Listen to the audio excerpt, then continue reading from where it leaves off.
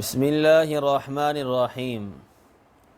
جو حضرات رزق کی تنگی کے سے پریشان ہے، مالی پریشانیاں ہیں اور بہت زیادہ حالات خراب ہیں، مشکلات ہیں یا کوئی اور کام پھنسا ہوا ہے، تو ان سب چیزوں کے لیے ایک بہترین وظیفہ ہے۔ وہ وظیفہ کریں، انشاءاللہ اللہ تعالیٰ جو ہے اس وظیفے کی برکت سے رزق کے اندر بھی اضافہ فرمائیں گے اور باقی بھی جو انسان کی پریشانیاں ہیں وہ بھی دور ہو جائیں گی۔ سب سے پہلے فجر کی نماز با جماعت پڑھنی ہے۔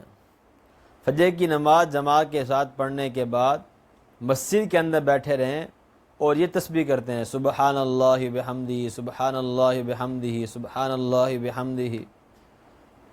جب اشراق کا وقت ہو جائے 2 رکعت یا 4 رکعت نماز اشراق پڑھیں، اس کے بعد 3 مرتبہ سورۃ آل عمران کا آخری رکوع پڑھنا، ان فی خلق السماوات والارض واختلاف اللیل والنہار لآیات لأولی الالباب، یہاں سے لے کر مکمل رکوع 3 مرتبہ پڑھنا ہے۔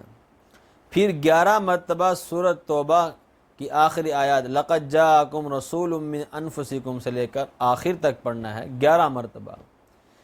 یہ عمل کریں، اس کے بعد اللہ سے خشوع خضوع عاجزی انکساری ندامت کے ساتھ اپنے آپ کو فقیر سمجھتے ہوئے اللہ سے جو بھی دعا مانگیں گے، خصوصاً رزق کے اندر وسعت کی دعا اور مالی پریشانی کی دعا، اللہ تعالیٰ ضرور دعا قبول کریں گے اور جو ہے مال کے اندر فراوانی ہوگی اور جو ہے رزق کے اندر وسعت ہوگی۔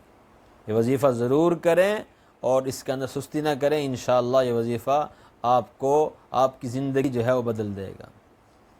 السلام علیکم ورحمۃ اللہ۔